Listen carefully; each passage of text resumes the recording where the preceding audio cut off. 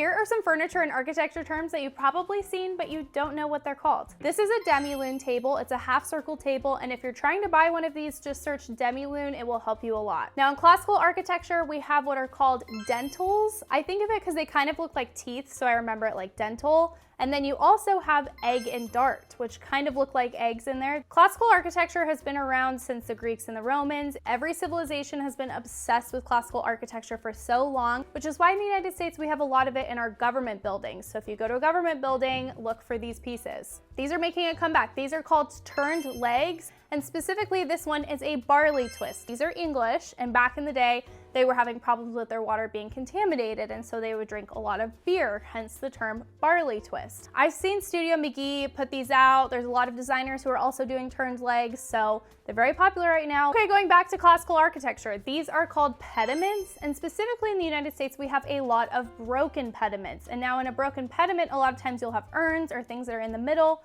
but if you go to a government building, I promise you're probably going to see a pediment somewhere. These are called a confidant, and something about the Victorians is that they were obsessed with the appearance of virtue. And so it was really inappropriate for a man and a woman to share a couch. People would kind of assume that they were like Netflix and chilling on a couch. And so a lot of these confidants have a third chair or something like this that's more of a settee, but has these chairs on the end for a chaperone. So you wouldn't appear as though you were left to your own devices. You'd have a chaperone, and therefore you would be more virtuous. These are also making a comeback. These are called trestle tables. Now trestle tables have a spreader that goes along the bottom. So for centuries, the technology wasn't there to make furniture that had 4 legs that could stand on their own. And so they would add these spreaders to give some extra support to the chairs while they were still trying to figure out this technology. And so trestle tables are one of those pieces of furniture that still have those spreaders. I think nowadays they're more decorative than the actual technology to hold everything up. I really think they're really pretty. I think they go great in some kind of old world spaces, or